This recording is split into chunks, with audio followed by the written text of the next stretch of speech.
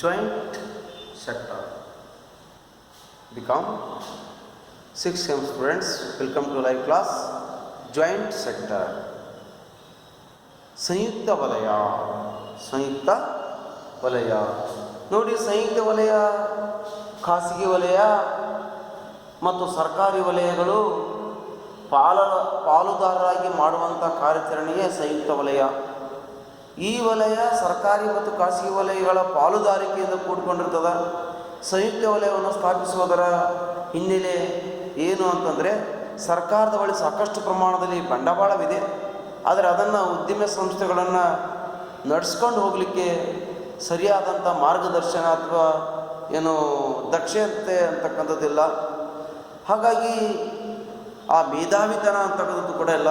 ಹಾಗಾಗಿ ಖಾಸಗಿ ವಲಯಕ್ಕೆ ಉದ್ಯಮ ಸಂಸ್ಥೆಗಳನ್ನು ದಕ್ಷತೆಯಿಂದ ನಡೆಸ್ಕೊಂಡು ಹೋಗುವಂಥ ಮೇಧಾವಿತನ ಅಥವಾ ದಕ್ಷತೆ ಇದೆ, ಆದರೆ ಅದರ ಬಳಿ ಸಾಕಷ್ಟು ಪ್ರಮಾಣದಲ್ಲಿ ಖಾಸಗಿ ಒಡೆತನದಲ್ಲಿ ಬಂಡವಾಳವಿಲ್ಲ. ಬಂಡವಾಳ ಸರ್ಕಾರದಲ್ಲಿದೆ, ಮೇಧಾವಿತನ ಮತ್ತು ದಕ್ಷತೆ ಖಾಸಗಿ ಒಡೆತನದಲ್ಲಿದೆ. ಇವೆರಡುಗಳಿಂದಲೂ ಕೂಡ ಒಂದು ಉದ್ಯಮವನ್ನು ಸ್ಪಷ್ಟವಾಗಿ ನಡೆಸ್ಕೊಂಡು ಹೋಗಲಿಕ್ಕೆ ಸಾಧ್ಯತೆ ಆಗುತ್ತೆ. ಹಾಗಾಗಿ ಸಂಯುಕ್ತ ವಲಯದ ಉದ್ದೇಶ ಬಂಡವಾಳ ಮತ್ತು ದಕ್ಷತೆಯನ್ನು ಹೊಂದಾಣಿಕೆಯಾಗಿ ಒಯ್ಯುವಂಥ ಉದ್ದೇಶದಿಂದ ಸಂಯುಕ್ತ ವಲಯವನ್ನು ಸ್ಥಾಪಿಸಲಾಯಿತು. ಹಾಗಾಗಿ ಇಲ್ಲಿ ಇವೆರಡನ್ನೂ ಕೂಡ ಕೂಡಿಸಿ ಸಂಯುಕ್ತ ವಲಯ ಅಂತ ಹೇಳಿ ಸ್ಥಾಪನೆ ಮಾಡಿ ಆರ್ಥಿಕ ಅಭಿವೃದ್ಧಿಗೆ ಪ್ರೇರಕವಾಗುವಂತೆ ಉದ್ಯಮಗಳನ್ನು ಸ್ಥಾಪನೆ ಮಾಡಿರ್ತಕ್ಕಂಥದ್ದು ಕಂಡುಬರ್ತದೆ. Joint sector is on undertaking whose ownership and management are shared by both the public sector and the private sector. The industrial licensing policy inquiry committee recommended the joint sector to reduce concentration of economic power. The joint sector is therefore a term which apply to an undertaking only when both its ownership and control are effectively shared between the public sector agencies on the one hand and the private sector people on the other. ಇಲ್ಲಿ ಖಾಸಗಿ ಒಡೆತನ ಮತ್ತು ಸಾರ್ವಜನಿಕ ಒಡೆತನ ಎರಡೂ ಕೂಡ ಇರುವಂಥದ್ದು ಕಂಡುಬರ್ತದೆ ಸಾರ್ವಜನಿಕ ವಲಯದ ಸಂಯುಕ್ತ ವಲಯದಲ್ಲಿ. ಹಾಗಾಗಿ combination of joint ownership, joint control and professional management, ಎರಡು ಓನರ್ಶಿಪ್ ಇರ್ತದೆ ಮತ್ತು ಅದನ್ನು ವ್ಯವಸ್ಥಾಪನೆ ಮಾಡಿಕೊಂಡು ಹೋಗುವಂಥದ್ದು ಕೂಡ ಇರ್ತದೆ. ಒಟ್ಟಾರೆಯಾಗಿ ಸಂಯುಕ್ತ ವಲಯವು ಸರ್ಕಾರದ ಬಂಡವಾಳ, ಖಾಸಗಿ ವಲಯದ ಮೇಧಾವಿತನಗಳನ್ನು ಕೂಡಿಸುವಂಥ ಒಂದು ವಿಧವಾಗಿ ಇರುವಂಥ ಪಾಲುದಾರಿಕೆಯ ಸಂಸ್ಥೆಯಾಗಿ ಕಾರ್ಯಾಚರಣೆಯನ್ನು ಮಾಡ್ತಾ ಇದೆ. ಹಾಗಾಗಿ ಇಲ್ಲಿ ನಮ್ಮ ದೇಶದಲ್ಲಿ 1956ರ ದತ್ತ ಸಮಿತಿಯ ಪ್ರಕಾರ industrial licensing policy enquiry committee, ಈ ಕಮಿಟಿ ಕೆಲವು ಜನ ಭಾರಿ ಉದ್ಯಮೆದಾರರ ಕೈಯಲ್ಲಿ ಉದ್ಯಮಗಳು ಕೇಂದ್ರೀಕರಣವಾಗಿರುವಂಥದ್ದನ್ನು ತಪ್ಪಿಸಲಿಕ್ಕೋಸ್ಕರವಾಗಿ ಸಂಯುಕ್ತ ವಲಯವನ್ನು ಸ್ಥಾಪನೆ ಮಾಡುವಂಥದ್ದು ಸೂಕ್ತ ಅಂತ ಹೇಳಿ ದತ್ತ ಕಮಿಟಿ ಅಂತಕ್ಕಂಥದ್ದು ಸಲಹೆ ಸೂಚನೆಗಳನ್ನು ನೀಡಿತು. ಆ ಪ್ರಕಾರವಾಗಿ ಸಂಯುಕ್ತ ವಲಯವು ಸರ್ಕಾರ ಮತ್ತು ಖಾಸಗಿ ವಲಯಗಳ ಪಾಲುದಾರಿಕೆಯಲ್ಲಿ ಕಾರ್ಯಾಚರಣೆಯನ್ನು ಮಾಡುವಂಥದ್ದು. ಸಂಯುಕ್ತ ವಲಯ ಅಂತಂದರೆ ಸರ್ಕಾರ ಮತ್ತು ಖಾಸಗಿ ಒಡೆತನದಲ್ಲಿ ಇರುವಂಥದ್ದು, ಇವೆರಡು ಸೇರಿ ಕಾರ್ಯಾಚರಣೆಯನ್ನು ಮಾಡುವುದು. The term joint sector is applied to an undertaking only when both its ownership and control are effectively shared between public sector agencies and a private group. The basic idea underlying the concept is combination of joint ownership, joint control and professional management. ಇಲ್ಲಿ ವ್ಯವಸ್ಥಿತವಾಗಿ ಕಾರ್ಯಾಚರಣೆಯನ್ನು ಮಾಡುವಂಥದ್ದು ಕಂಡು ಬರ್ತದೆ. ಹಾಗಾಗಿ ಇಲ್ಲಿ ಸಂಯುಕ್ತ ವಲಯ ಅನ್ನುವಂಥದ್ದು ಏನಿದೆಯಲ್ಲ, ಇದು ದತ್ತ ಸಮಿತಿಯ ವರದಿಯ ಕೆಲ ಮಟ್ಟಿಗೆ ಕಾರಣಗಳನ್ನು ಅಥವಾ ದತ್ತ ಸಮಿತಿಯ ಪರಿಹಾರಗಳನ್ನು, ದತ್ತ ಸಮಿತಿ ನೀಡಿರ್ತಕ್ಕಂಥ ಮಾರ್ಗದರ್ಶನವನ್ನು ಕಂಡುಕೊಂಡಿರ್ತಕ್ಕಂಥದ್ದು ಕಂಡುಬರ್ತದ್ದು ಜಾಯಿಂಟ್ ಸೆಕ್ಟರ್ನಲ್ಲಿ. 1969 ದತ್ತ ಸಮಿತಿಯ ಸಂಯುಕ್ತ ವಲಯದ ಅರ್ಥವಿವರಣೆಯನ್ನು ಸರ್ಕಾರಿ ವಲಯದ ಪರವಾಗಿ ನೀಡಿತು.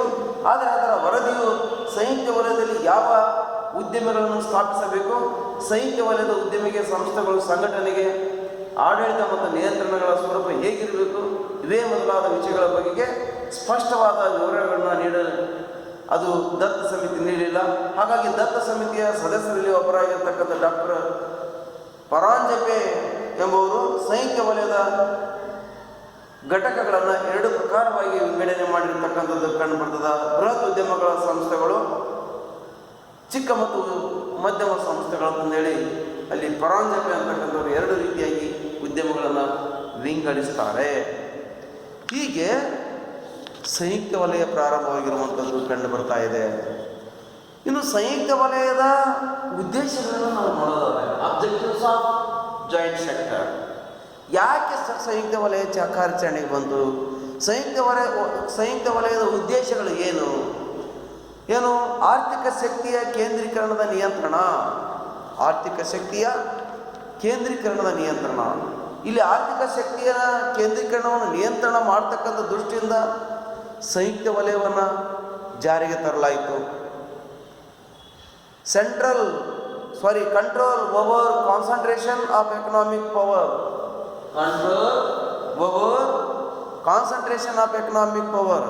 ಇಲ್ಲಿ ಆರ್ಥಿಕ ಶಕ್ತಿ ಕೇಂದ್ರೀಕರಣ, ಖಾಸಗೀಕರಣ ಅಥವಾ ಖಾಸಗಿ ಪ್ರಭುತ್ವದಲ್ಲಿ ಸೇರಿಕೊಳ್ಳದಂತೆ ಮಾಡಲಿಕ್ಕೋಸ್ಕರವಾಗಿ ಡಿಸೆಂಟ್ರಲೈಸೇಷನ್ ಆಫ್ ಎಕನಾಮಿಕ್ ಪವರ್. ಇಲ್ಲಿ ಆರ್ಥಿಕ ಶಕ್ತಿಯನ್ನು ವಿಕೇಂದ್ರೀಕರಣಗೊಳಿಸಲಿಕ್ಕೋಸ್ಕರವಾಗಿ ಸಂಯುಕ್ತ ವಲಯವನ್ನು ಸ್ಥಾಪನೆ ಮಾಡಲಾಯಿತು. ಪಾಯಿಂಟ್ ನಂಬರ್ 2, ದೇಶದಲ್ಲಿ ಕೈಗಾರಿಕಾ ಅಭಿವೃದ್ಧಿ ತೀವ್ರಗೊಳಿಸುವುದು.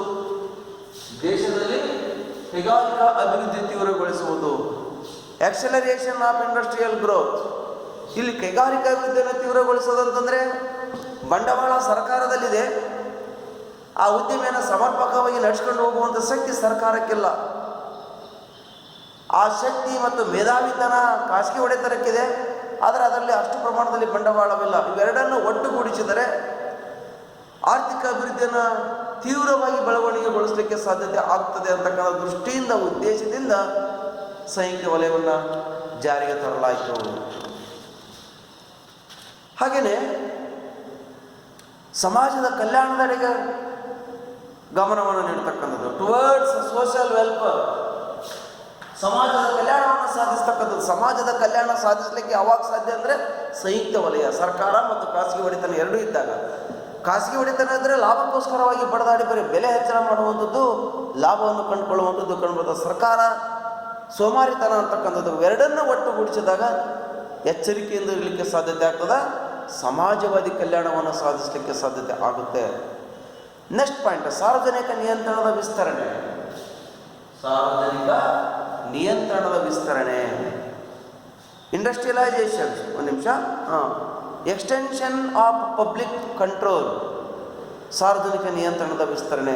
ಸಾರ್ವಜನಿಕವಾಗಿರ್ತಕ್ಕಂಥ ನಿಯಂತ್ರಣವನ್ನು ಇನ್ನೂ ಹೆಚ್ಚಳ ಮಾಡಲಿಕ್ಕೆ ಸಾಧ್ಯತೆ ಆಗೋದು ಸಂಯುಕ್ತ ವಲಯದಿಂದ.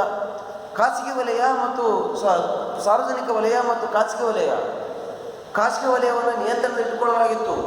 ಇನ್ನೂ ಅದನ್ನು ನಿಯಂತ್ರಣದಲ್ಲಿ ಇಟ್ಕೊಳ್ಬೇಕಂತಂದರೆ ಸಂಯುಕ್ತ ವಲಯವನ್ನು ಜಾರಿಗೆ ತರೋದರಿಂದ, ಸರ್ಕಾರದಲ್ಲಿ ಪಾಲು ಇರುವುದರಿಂದ ಅದು ನಿಯಂತ್ರಣಕ್ಕೆ ಬರಲಿಕ್ಕೆ ಸಾಧ್ಯತೆ ಆಗ್ತದೆ. ಹಾಗಾಗಿ ಇಲ್ಲಿ ಸಾರ್ವಜನಿಕ ನಿಯಂತ್ರಣದ ವಿಸ್ತರಣೆಯನ್ನು ಮಾಡಲಿಕ್ಕೋಸ್ಕರವಾಗಿ, ಎಕ್ಸ್ಟೆನ್ಷನ್ ಮಾಡಲಿಕ್ಕೋಸ್ಕರವಾಗಿ ಮಾಡುವಂಥ ಉದ್ದೇಶದಿಂದ ಸಂಯುಕ್ತ ವಲಯವನ್ನು ಜಾರಿ ತರಲಾಯಿತು. ಹಾಗೆಯೇ ಸರ್ಕಾರ ನಿರ್ಧರಿತ ಕೈಗಾರೀಕರಣ. ಸರ್ಕಾರಿ ನಿರ್ಧಾರಿತ ಕೈಗಾರೀಕರಣ, ಇಂಡಸ್ಟ್ರಿಯಲೈಸೇಷನ್ ಆಫ್ ಇಂಡಸ್ಟ್ರಿಯಲ್ ಗ್ರೋತ್. ಇಲ್ಲಿ ಸರ್ಕಾರ ನಿರ್ಧರಿತ ಕೈಗಾರೀಕರಣ ಅಂದರೆ ಸರ್ಕಾರ ಯಾವ ಉದ್ಯಮಿಯನ್ನು ಸ್ಥಾಪನೆ ಮಾಡಬೇಕಾಗಿದ್ದಿಲ್ಲ, ಅದನ್ನೇ ಒಟ್ಟಾರೆಯಾಗಿ ರಾಷ್ಟ್ರದಲ್ಲಿ ತರಬೇಕಂದ್ರೆ ಸಂಯುಕ್ತ ವಲಯವನ್ನು ತರಬೇಕು. ಖಾಸಗಿ ಒಡೆತನಕ್ಕೆ ಬಿಟ್ಕೊಂಡ್ರೆ ಅದು ಯಾವುದೋ ಒಂದು ಉದ್ಯಮವನ್ನು ಸ್ಥಾಪನೆ ಮಾಡ್ಕೊಳ್ಳೋದು. ಸರ್ಕಾರದ ಉದ್ದೇಶ ಇಲ್ಲಿ ಈಡೇರಬೇಕಂದ್ರೆ ಸಂಯುಕ್ತ ವಲಯ ಇದ್ದರೆ ಸಾಧ್ಯತೆ. ನೆಕ್ಸ್ಟ್, ಸಂಪನ್ಮೂಲ ಸಂಗ್ರಹಣೆ, ಮೊಬೈಲೈಸೇಷನ್ ಆಫ್ ರಿಸೋರ್ಸಸ್. ಇಲ್ಲಿ ಸಂಪನ್ಮೂಲವನ್ನು ಸಂಗ್ರಹಿಸಬೇಕಂತಂದರೆ ಸಂಯುಕ್ತ ವಲಯದಿಂದ ಸಾಧ್ಯತೆ ಆಗ್ತದೆ. ಅಂದರೆ ಸಂಪನ್ಮೂಲವನ್ನು ಒಂದು ಕಡೆ ಒಟ್ಟುಗೂಡ್ಕೊಳ್ತಕ್ಕಂಥದ್ದು, ಕ್ರೋಢೀಕರಿಸುವಂಥದ್ದು. ಹಂಗೆ ಕ್ರೋಢೀಕರಿಸ್ಬೇಕಂತಂದರೆ ಸಂಯುಕ್ತ ವಲಯದಿಂದ ಸಾಧ್ಯತೆ ಆಗುತ್ತೆ ಅಂತ ನಾವು ಹೇಳ್ಬೋದು. ನೆಕ್ಸ್ಟ್ ಪಾಯಿಂಟ್, ಪ್ರಾದೇಶಿಕ ಅಸಮತೋಲನ ನಿವಾರಣೆ. ರೀಜನಲ್ ಏನು removal of regional imbalance, reduction of regional imbalance, regional reduction of regional imbalance. ಇಲ್ಲಿ ಪ್ರಾದೇಶಿಕವಾಗಿರ್ತಕ್ಕಂಥ ಅಸಮತೋಲನವನ್ನು ಕಡಿತ ಮಾಡ್ತಕ್ಕಂಥದ್ದು. ಇಲ್ಲಿ ಸಾರ್ವಜನಿಕ ಒಡೆತನದ ಉದ್ಯಮಗಳು ಇದ್ದರೆ ಒಂದು ಕಡೆ ಎಲ್ಲೋ ಒಂದು ಕಡೆ ಪ್ರಾರಂಭವಾಗಿ ಅಲ್ಲೇ ಕೇಂದ್ರೀಕರಣ ಆಗುವಂಥ ಸಾಧ್ಯತೆ ಇರ್ತದೆ. ಸಾರ್ವಜನಿಕ ವಲಯದ ಪಾಲು ಇದ್ದರೆ ಅಥವಾ ಸಂಯುಕ್ತ ವಲಯ ಇದ್ದರೆ ಇಲ್ಲಿ ಯಾವ ಸ್ಥಳದಲ್ಲಿ ಸ್ಥಾಪಿಸಬೇಕೋ ಆ ಸ್ಥಳದಲ್ಲಿ ಸ್ಥಾಪಿಸಲಿಕ್ಕೆ ಸಾಧ್ಯತೆ ಆಗ್ತದೆ. ಹಾಗಾಗಿ ಪ್ರಾದೇಶಿಕ ಅಸಮತೋಲನವನ್ನು ನಿವಾರಣೆ ಮಾಡಿ ಸಮತೋಲನವನ್ನು ಸಾಧಿಸಲಿಕ್ಕೆ ಸಾಧ್ಯತೆ ಆಗುತ್ತೆ. ನೆಕ್ಸ್ಟ್ ಪಾಯಿಂಟ್, ಹಾಗೆಯೇ ತ್ವರಿತ ಕೈಗಾರಿಕಾ ಅಭಿವೃದ್ಧಿ ಸಾಧನೆಯನ್ನು ಮಾಡ್ತಕ್ಕಂಥದ್ದು, ತ್ವರಿತ ಕೈಗಾರಿಕಾ ಅಭಿವೃದ್ಧಿ ಸಾಧಿಸುವಂಥದ್ದು, ರ್ಯಾಪಿಡ್ ಇಂಡಸ್ಟ್ರಿಯಲ್ ಗ್ರೋತ್, ಉದ್ಯಮಶೀಲತೆಯನ್ನು ವಿಸ್ತರಣೆ ಮಾಡ್ತಕ್ಕಂಥದ್ದು, extension of industrialisation, extension of industrial or entrepreneurship, ಸಾಹಸ ಉದ್ಯಮೆದಾರರ ವಿಸ್ತರಣೆಯನ್ನು ಮಾಡ್ತಕ್ಕಂಥದ್ದು, ಹಣಕಾಸಿನ ಸಂಪನ್ಮೂಲಗಳ ಸದುಪಯೋಗಪಡಿಸಿಕೊಳ್ತಕ್ಕಂಥದ್ದು, ಯುಟಿಲೈಸೇಷನ್ ಆಫ್ ಫೈನಾನ್ಷಿಯಲ್ ರಿಸೋರ್ಸಸ್. ಹಾಗೆಯೇ ಸರ್ಕಾರಿ ಕ್ಷೇತ್ರ ಮತ್ತು ಖಾಸಗಿ ಕ್ಷೇತ್ರಗಳ ಸುಮಧುರ ಸಂಬಂಧ, ಸರ್ಕಾರಿ ಕ್ಷೇತ್ರ ಮತ್ತು ಖಾಸಗಿ ಕ್ಷೇತ್ರಗಳ ಸುಮಧುರ ಸಂಬಂಧ, harmonious relation between public sector and private sector. ಇವೆರಡಕ್ಕೂ ಕೂಡ ಅನ್ಯೋನ್ಯ ಸಂಬಂಧವನ್ನು ಮಾಡುವಂಥದ್ದು ಅಥವಾ ಬೀರುವಂಥದ್ದು ಸಂಯುಕ್ತ ವಲಯದಿಂದ ಸಾಧ್ಯ. ಹೀಗೆ ಇಷ್ಟೆಲ್ಲ ಉದ್ದೇಶಗಳನ್ನು ಸಂಯುಕ್ತ ವಲಯವನ್ನು ಜಾರಿಗೆ ತರಲಾಯಿತು.